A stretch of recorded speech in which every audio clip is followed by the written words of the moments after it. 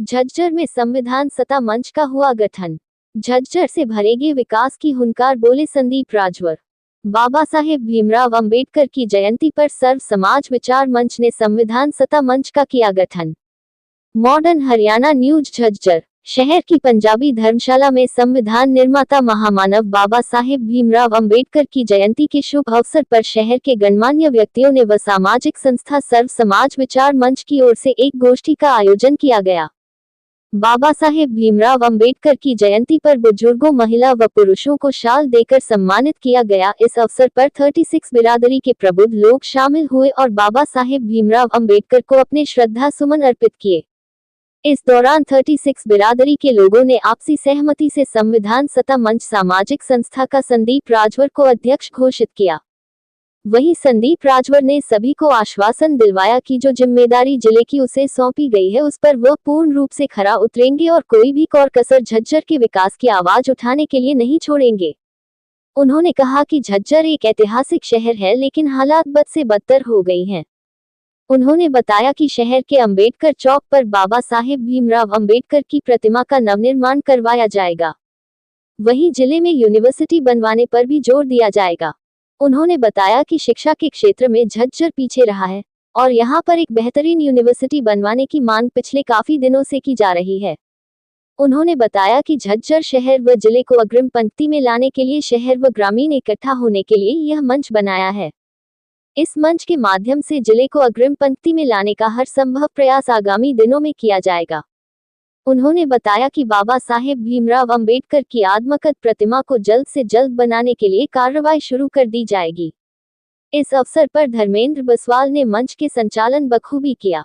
इस दौरान झज्जर शहर के जिला व्यापार मंडल के प्रधान राकेश अरोड़ा, जगदीश गेरा, प्राचार्य जोगेंद्र नूनवाल, डीपी कौशिक, सतीश मल्हान, सोमवती जाखड़, कविता गुलिया, सतबीर सिंह एडवोकेट पंकज शर्मा, रामकुमार, एडवोकेट पवन सैनी के अलावा शहर व ग्रामीण क्षेत्रों के गणमान्य लोग मौजूद रहे।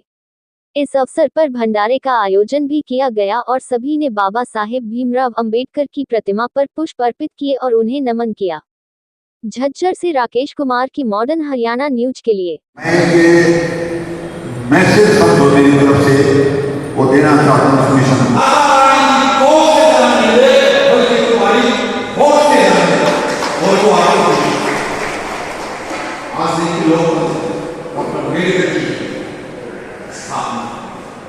सबको अधिकार है, लेकिन वोट भेजने का अधिकार डॉक्टर अम्बेडकर ने नहीं दिया।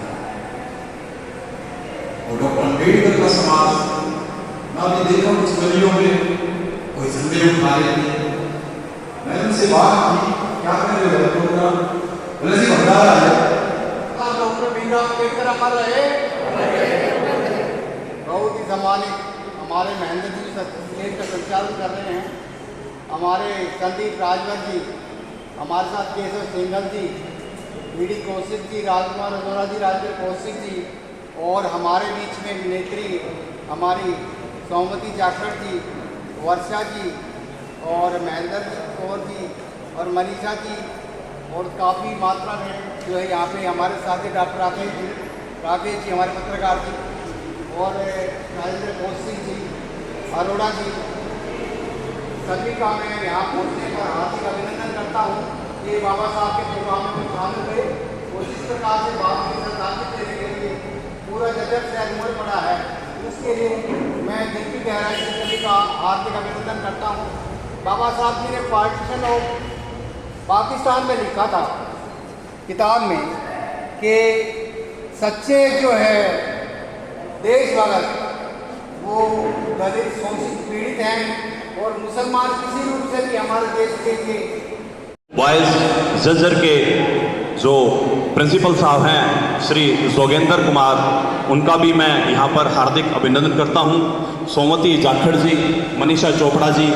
देखिए, मैं भाजपा नेता या भाजपा नेत्री या कांग्रेस नेता या कांग्रेस नेत्री यहाँ पर नहीं बोलने वाला, क्योंकि ये एक सर्व समाज विचार मंच है। यहाँ पर किसी प्रकार की भी राजनीति से प्रेरित बातें नहीं होगी, क्योंकि हम यहाँ पर उस एक महानुभाव, एक उस महान विचारक के शब्दों को आदान प्रदान करने के लिए आए हैं जिन्होंने हमारे देश को एक सबसे बड़ा ग्रंथ दिया। हम जिसकी पूरा हिंदुस्तान जिसकी जद में है, उस संविधान के बारे में हम जिक्र कर रहे हैं। हमारे जो मास्टर जी राज सिंह जी ने बताया कि केवल संविधान तक ही हमने उनको सुना समझा, लेकिन एक बहुत बड़े अर्थशास्त्री रहे, सबसे पहले PhD धारक रहे, उसके बारे में भी उन्होंने नाम तो मैं सभी के जानता हूँ, लेकिन माफी चाहूँगा सभी का नाम लेकर। तो हमारी माताएं बहनें भी रही हैं, तो सबसे पहले मैं आपको जरूर नमन करूँगा उन महान शख्स का जो कि अर्थशास्त्री भी थे, राजनीति भी थे, और